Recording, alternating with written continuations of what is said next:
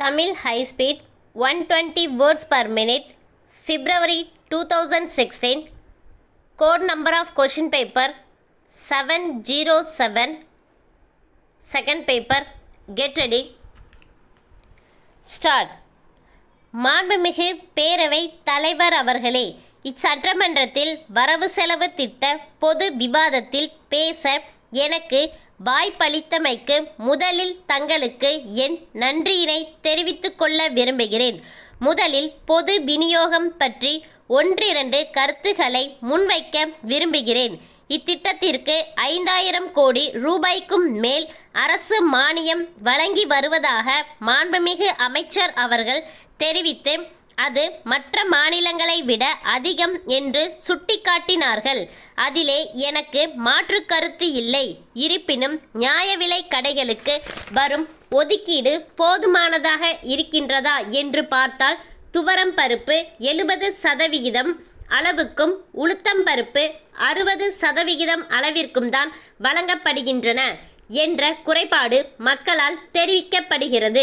இது குறித்து அரசு நடவடிக்கை எடுக்க வேண்டும் என்று கேட்டுக்கொள்கிறேன். அடுத்ததாக, அரசு அமைத்துள்ள பசுமை பண்ணைகள், மருந்தகங்கள், உணவகங்கள் ஆகியவை விலைவாசியை கட்டுப்படுத்துவதில் ஓரளவிற்கு உதவியுள்ளன என்பதை நான் ஏற்றுக்கொள்கிறேன். அதே நேரத்தில் இப்போது இவை செயல்படுத்தப்படும் அளவு அடையாளபூர்வமாக உள்ளதே தவிர மக்களின் தேவைகளை முழுமையாக ஈடு செய்வதில்லை. ஆக இத்திட்டங்களை மேலும் விரிவுபடுத்த வேண்டுமென்றும் விலை உயர்வை கட்டுப்படுத்துவதற்கான நிதியை 200 கோடி ரூபாயாக உயர்த்த வேண்டும் என்றும் கேட்டுக்கொள்கிறேன். அடுத்தபடியாக, நதிகள் இணைப்பிற்காகவும் பாசன மேம்பாட்டுக்காகவும் அரசு எடுத்துள்ள நடவடிக்கைகளை பாராட்டுகிறேன். இந்த நேரத்தில் மற்றொன்றையும் குறிப்பிட விரும்புகிறேன். நிலத்தடி நீர் அனைத்து இடங்களிலும் குறைந்து வருவதால் நாம் நுண்ணீர் பாசன முறையை மென்மேலும் விரிவுபடுத்த வேண்டும் என்றும் ஆடம்பர குளிர்பானங்கள் தயாரிக்கும் பன்னாட்டு நிறுவனங்களுக்கு நிலத்தடி நீரை எடுக்க அனுமதி தரக்கூடாது என்றும் நான் வேண்டி விரும்பி அரசை கேட்டுக்கொள்கிறேன். அடுத்து, நம் மாநிலத்தின் மின் தேவை நாளுக்கு நாள் அதிகரித்து கொண்டே வருகிறது. இதில் அரசுக்கு ஒரு ஆலோசனையை கூற ஆசைப்படுகிறேன்.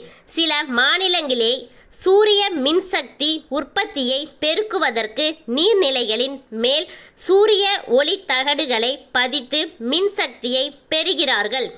அதன் மூலமாக நீர்நிலைகளின் மேல் விழும் சூரிய ஒளி தடுக்கப்படுவதால் அங்குள்ள நீர் ஆவியாவது குறைக்கப்படுவதுடன் சூரிய வெப்பத்தினை கொண்டு மின்சாரமும் தயாரிக்கக்கூடிய இரட்டை பலன்கள் கிடைக்கின்றன.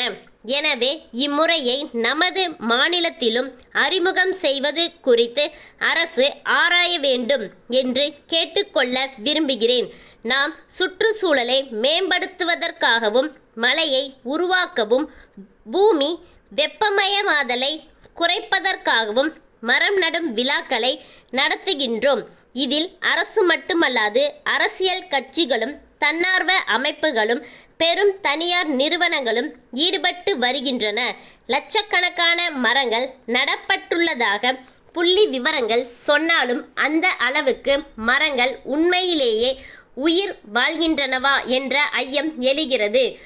100 கன்றுகள் நடப்பட்டால் அவற்றில் எத்தனை கன்றுகள் மரமாக உயர்கின்றன என்பது குறித்து நாம் ஆய்வை மேற்கொள்ள வேண்டும் என்றும் நடுவதோடு நின்றுவிடாமல் பராமரிக்கவும் அக்கறை கொள்ள வேண்டும் என்றும் கேட்டுக்கொள்ள கடமைப்பட்டுள்ளேன். அடுத்து, போக்குவரத்து கழக தொழிலாளர்களுடைய வருங்கால வைப்பு நிதி உள்ளிட்ட ஓய்வு கால பயன்கள் இன்னும் பலருக்கு கிடைக்காமல் இருப்பதாக தகவல் வருகின்றது.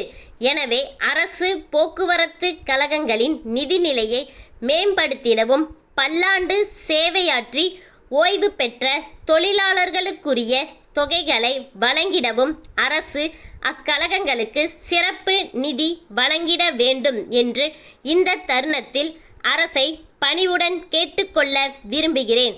மேலும் சேவை நோக்குடன் அனைத்து வழித்தடங்களிலும் பேருந்துகளை இயக்கும் அரசு போக்குவரத்து கழகங்களின் கடன்களை அரசே செலுத்த வேண்டுமென்று கேட்டு உரையை முடிக்கின்றேன். ஸ்டாப்.